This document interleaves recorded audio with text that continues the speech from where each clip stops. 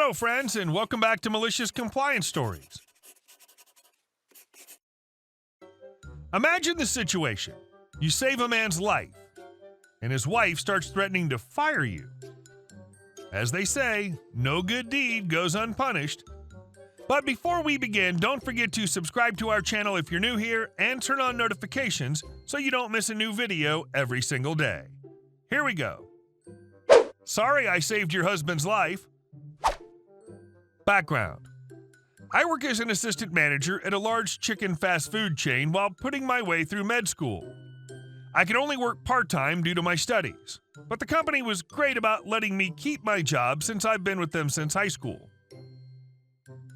The story. One of our regular customers came in, and I was sad to see his wife came with him this time. I should note that he was a really great guy and a regular customer, but we hated when his wife came with him because she was a queen bee, QB. They got their chicken without incident. I was training a new cashier when I heard a loud bang. I looked over and saw the standing up with both hands on the table. Trying and failing to breathe, he'd apparently knocked over a chair. I run over as fast as I can, only to see his wife scoffing at him, WTF, and acting totally unconcerned. Well, I've got an emergency medical responder license, so I follow my training. Me. Sir, are you choking? The guy nods back, but his wife shakes her head. I ignore her again. Me. I'm going to perform abdominal thrusts. Ma'am, please stand back a bit. I move to go into position to do the thrusts, which any idiot knows is the right thing to do. This a-hole woman grabs me and yells at me not to touch him. QB. He'll be fine. Do not touch my husband. Well, I could have explained why I had to touch him to her, but the guy clearly was going into hypoxia. I shoved her off me, and unfortunately, she fell over a chair and landed on the ground. I got behind her husband and did the thrust while she yelled all sorts of profanities from the ground. The chicken popped out, and breathing resumed. I walked over to help her up. Sorry, ma'am, but your husband needed immediate help. QB. That's bullcrap. He would have been fine. Let's get out of here, honey.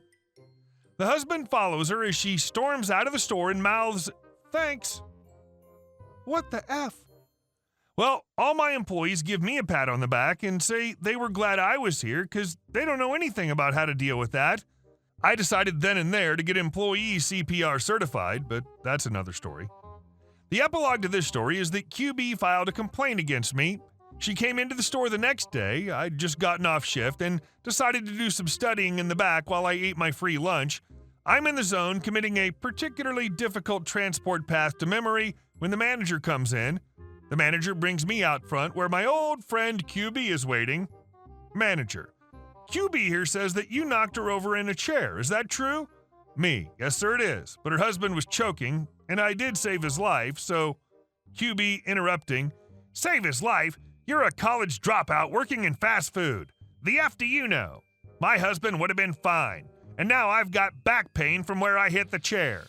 Me. Well, ma'am, my education is irrelevant, but I do have a license to perform basic emergency medicine, and I can tell you your husband would have certainly... QB interrupting. I don't care what you say. You should be fired. I want to file a complaint. Me. Sorry I saved your husband's life. I just walked away and went back into the back room. I grabbed my textbook, went out to my car out back, and left the store. The manager called me and told me they were going to investigate. Turns out I got to keep my job because the franchise owner is a buddy, but I got a complaint in my personnel file and a warning. I probably shouldn't have shoved her, but come on, it was the heat of the moment. Show a little gratitude, lady. Edit. I phoned my EMR instructor, a trained paramedic, and he said that in that circumstance, he would have asked another employee to gently restrain her. He reiterated scene safety, but admitted that he probably would have done the same thing if he didn't have experience with stuff like this so often. Extra epilogue. Husband comes in and asks if there was a recording. He gets a copy and uses it for divorce, and he lives happily ever after without QB. And our second story. You'll be hearing from my lawyer. So this was about 12 years ago when I was still fairly fresh-faced and happy to help every customer with a smile. This may not be as bad as some of the other ones I've seen on here, but 12 years later, and I still remember it like it was yesterday. I used to work for a brand that sells everything from clothes to food to homeware. One day, I was serving a customer who was buying a variety of homewares, pots/cushions, etc., probably amounting to around 200 pounds total. Not the biggest sale, but by no means minuscule.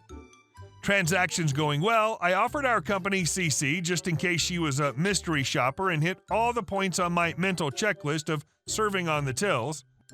We get to the payment part, and her card declines. Once, twice, 3 times. It cited off code on the till. This was before the days of chip and PIN, so she needed to call her bank. Apparently, that wasn't satisfactory. Me is me. CW is crazy woman. M is manager. Me. I'm afraid it's saying you need to call your bank. Unfortunately, the card is declined. CW. Try it again. Me. I've tried it 3 times. Unfortunately, it's giving me the same message. How about this? I can either hold the items for 24 hours here with your name on it, or you can get everything sorted with the bank, or alternatively, if you have another form of payment, I can get that through for you now. CW. Well, it must be your machines. Me. The machines have been working fine all day. The error message is specifying the card. CW. Get me your manager. Manager is within earshot and had been keeping an eye on it, so wanders over. M. Is everything okay here? How can I help? CW. Your card machines aren't working, and she is saying it's my fault. M. Well, let's see what we can do. Opens up the next till and runs everything through. Unfortunately, the card's not going through, I'm afraid. Do you have another form of payment with you? Otherwise, we'll happily hold your items for 24 hours if you want to call your bank. CW. What do you mean it's not going through? How do you sleep at night? You're ruining lives with those crappy machines. M. Well, madam, I sleep very well at night. I'm not sure how that's relevant, though, in this case. CW, stomping off without the items. You'll be hearing from my lawyer. M. Okay, thanks for visiting. Enjoy the rest of your day. I had never seen my manager react to a customer ever. She was actually shaking.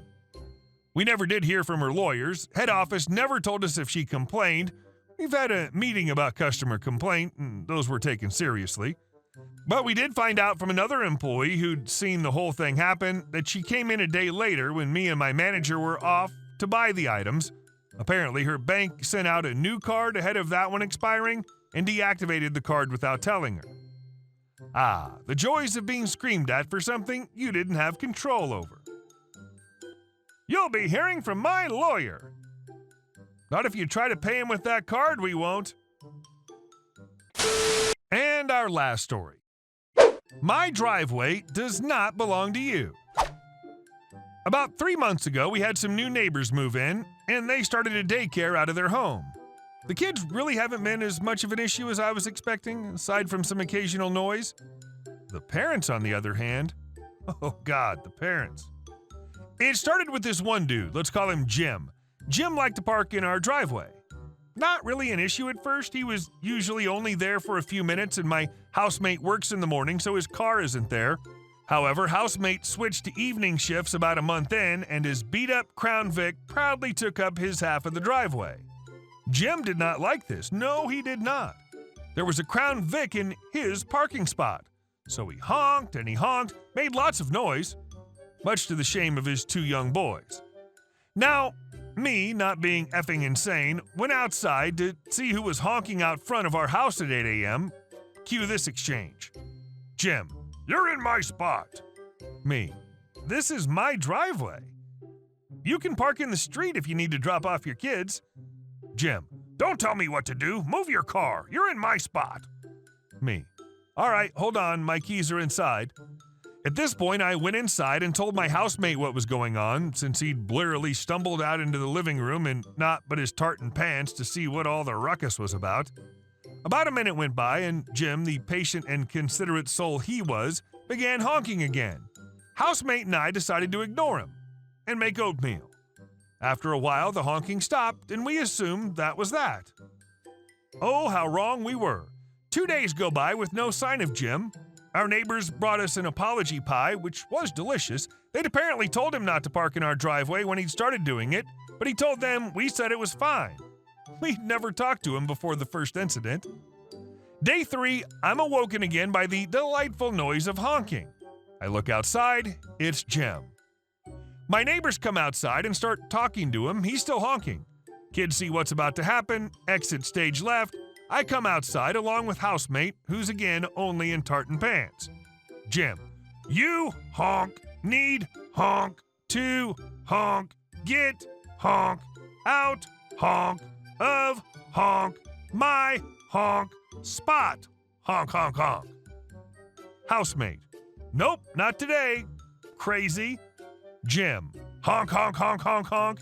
Housemate, I'm gonna call the cops. OP? Me, tell them to bring a straitjacket and a fancy padded van and maybe a tow truck. Jim, your pants make you look like a F-word. Housemate, whatever. At this point, Jim had at least stopped honking. You'd think he was trying to seduce a goose. He flipped us off and drove away, which was hysterical since we live in a cul-de-sac and he had to do an awkward 3-point turn before leaving. The police sent a squad car and we gave them what information we had. They also talked to the neighbors as well as doing a wellness check on Jim's kids, who mostly just seemed embarrassed. They offered to send someone out the next morning and we agreed since we were tired of the noise. Side note, the officer said my housemate's pants were pretty sweet. The next day, Jim showed up in his ugly sedan. He sat in his car and the honking began, but this time, what joy, justice prevailed. Jim got arrested and now has to pay bail. Turns out he had a warrant out for his arrest for something else. I heard he assaulted a cashier or something, but I'm not sure how true that is. Mom picked the kids up from daycare and she did not demand to park in our driveway. We haven't seen them since. I know he's out of jail since the cops told us to call them if he shows up and does his goose impression again, but so far no sign of him. At least your neighbors are being pretty decent through all this. Hey guys, thank you all for watching the video. I'll see you in the next one.